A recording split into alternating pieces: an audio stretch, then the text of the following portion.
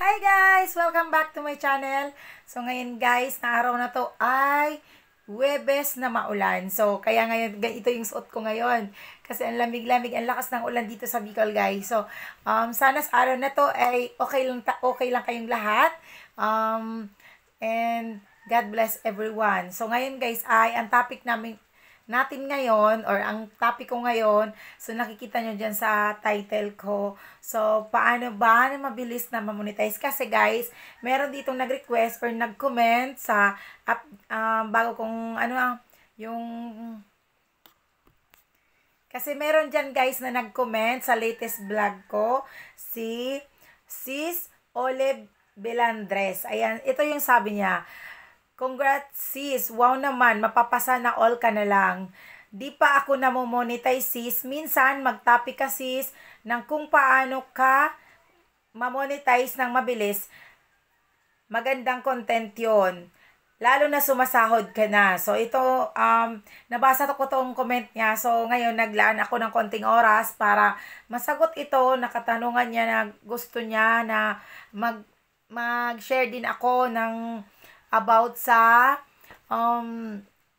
experience ko, paano mabilis na ma-monetize. So, number one, sis, may bibigay ko sa yung tips na ginawa ko talaga nung ako ay nagsisimula pa lang. Kasi ako, guys, sa mga hindi pa nakakaalam, nagsimula ako dito sa YouTube nung pandemic. So, pandemic vlogger. Naging vlogger ako dahil sa pandemic kasi nga hindi gaanong makalabas. So, nag-focus ako dito. So, ginawa ko, guys, nung pandemic, nung nagsisimula pa lang ako sa 0 subscriber. So, ang ginawa ko para ma-monetize, mabilis ako ma-monetize, ang number 1 na ginawa ko is nag-live streaming po ako. So, number 1 yan. Kung gusto nyo ma-monetize agad, kung gusto nyo sumaho dito sa YouTube, so, simulan nyo na mag-live streaming. So, ako guys, ang live streaming ko noon is nagsisimula ako ng 1 o'clock to 5 PM. So, nagsimula ko ng 1 to 5.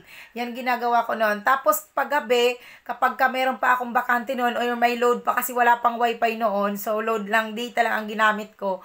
Pag meron akong extrang data noon, pati gabi, nagla-live din ako. Bahala na kung konti lang yung manood. Nagbo-views ako noon ng 97 views, merong 100 views, 300 views per live. So, basta sisipagan nyo lang guys na mag-live streaming. Kahit konti lang yung nanonood, makakapagdagdag din yun sa inyong watch hour. Kasi napakalaki ng hininging watch hour ni YT para sa monetization. So, ang pangalawang ginawa ko, bukod sa nag-live, diba, number 1, yung magla-live stream. Pangalawang ginawa ko para mabilis ma-monetize ang inyong channel, ang aking channel, is nag-upload ako guys ng at least once a day. Talagang sinisikap ko yun. Talagang nag-daily vlog ako nun, guys. Sinikap ko talaga nun ng daily vlog kasi nga pandemic yun. So, hindi naman ako nakakapagtinda-tinda na. Hindi ako nun nakakapag-buy and sell kasi nga lockdown ang lahat. Kaya focus din ako nun sa pagla-live at saka sa pag-upload. So, kahit ano-ano, ina-upload ko noon kasi nagsisimula pa lang ako. So, sikapin nyo guys na mag-daily vlog kayo kahit at least 8 minutes pataas. Kasi kapag ina-upload nyo is mga 1 minute, 2 minutes, 3 minutes. So, matagal kayo makakaipon ng oras. So, mas maganda 8 minutes pataas yung i-upload nyo para kahit papano is makakadagdag din yun sa oras nyo. At the same time, kapag na-monetize yung channel nyo, yung mga video nyo magkakaroon ng ads, mas marami po kayong malalagay na ads sa 8 minutes na views. Kasi po kapag wala po 1 minute na video or 3 minutes, malalagay lang po yan sa unahan at saka sa hulihan. Hindi mo po siya malalagyan sa mga gitna kasi kapag ka 8 minutes, mahati-hati mo yung ads niya. Pwede mo siya lagyan ng 4 to 5 ads per video. So, yun. Kaya sipagan nyo lang guys. Tsaka, kahit, yung iba ginagawa naman ng iba, kahit tulog sila, nagla-live stream sila. Kaso lang ako, hindi ko ginawa yun kasi para sa akin pangit naman yung kasi parang nakababad yung camera sa wala ka namang parang ginagawa, nakatutok lang diyan sa higaan or sa bubong. So wala namang wala naman talagang manonood. Yan. Ang ginagawa ko noon, isa pang pakulo na ginawa ko noon na hindi pa ako monetize, yung nagla-live stream ako, merong pumasok sa live ko noon na isang nasa OFW siya, nasa ibang bansa. Pinadalhan niya ako noon sa Palawan ng pampalaro. Yan. Kaya din dumami nun yung mga views ko marami din yung nag-i-stay nun sa live ko kasi isa rin yung pakulo na nagpapalaro ako nun. So, nagpapalaro, tapos yung nag-i-stay sa vlog, nag-i-stay sa live ko nun, nagkakaroon sila ng 50 pesos load. Yan, hindi pa nun uso yung GCash kasi wala pang GCash nung pandemic. Wala pa akong GCash noon. So, mas nun yung load. So, yung mga nagstay, kunyari may nagstay sa live ko na 10. So, yung 10 na yun, papadalan ko sila ng load. Load. Kaya nag-load talaga yung utak ko. Ng load. Ayan, pinapadalan ko sila ng load. Tapos, mayroon pa ako nung ginawa na isa pang pakulo. Yun naman, yung load na yon galing yun may nag-sponsor noon. Pero yung ginagawa ko yung nagpapalaro ako ako nun sa stick yung stick nilagyan ko ng mga pangalan ng mga pumapasok sa live, tas inaano rin siya, inaalog-alog, tas pagkatapos ng live, kung sino nabunot na nandun sa live, magbibigyan din sila ng 50 load. Ayan. Kaya yun yung ginagawa. Kung ano-ano na lang ginagawa nun. Tapos, ang ginagawa ko din yung guys, sa mga baguhan din dito sa YouTube. So, huwag nyo rin kalimutan minsan mag-visit din kayo sa mga live streaming. Ayan, para marami kayo doon na makikilala na na pwedeng sumuporta sa inyo. So, dito kasi sa YouTube, mahirap dito hanapin yung organic viewers. Kahit ako guys, ganyan magkano na ba yung subscriber ko? 2.7. So, 12.7. So, 12,000.7 na ang aking subscriber. Hirap na hirap pa din ako maghanap ng organic viewers. Yun baga na,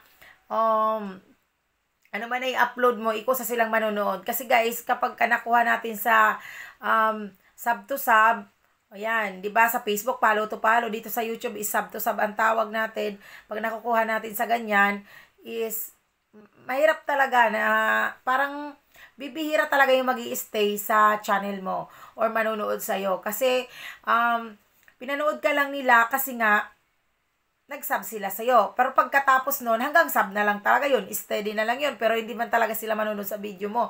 Hindi kagaya ng mga nasuswertehan talagang yung tao nito, masuswerte talaga silang nakakakuha sila ng organic viewers. Kaya talaga sila malalaki ang views nila. Kasi kaya mapapansin mo, kahit walang kakwenta-kwenta yung ina-upload nila is maraming views. Kasi nga, nakukuha nila is mga organic viewers. So, yun ang natin, ang sikapin natin, makakuha tayo ng mga organic viewers kahit na medyo mahirap.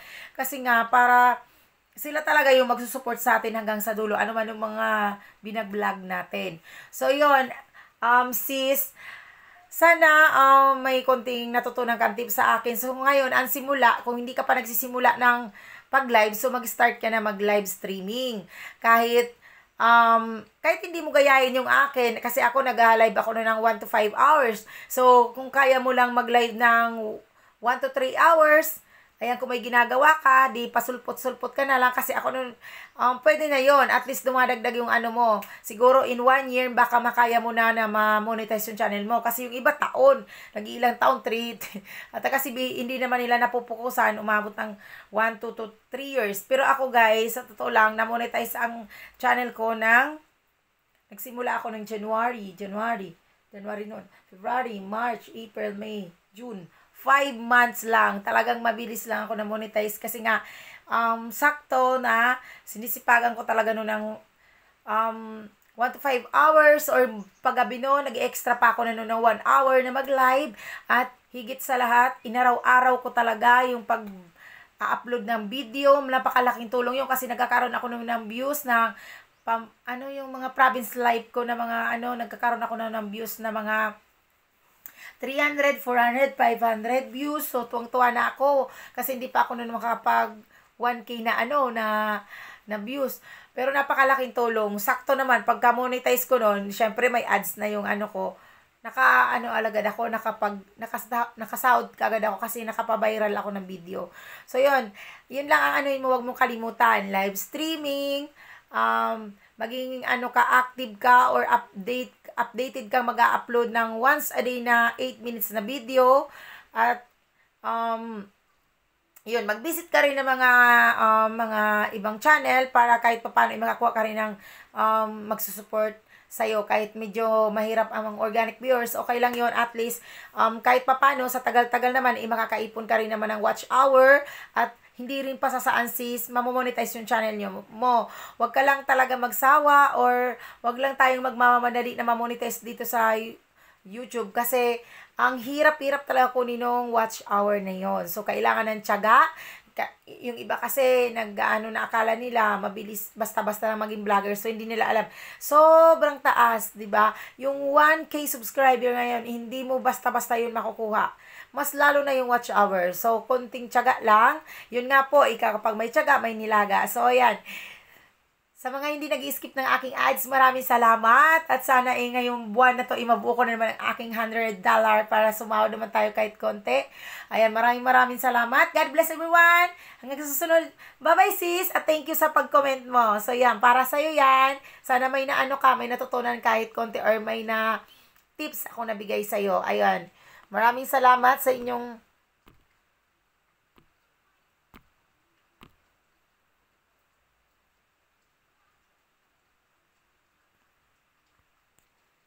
So, yun. Maraming salamat sa inyong panunod. Bye! God bless everyone. Hanggang sa susunod.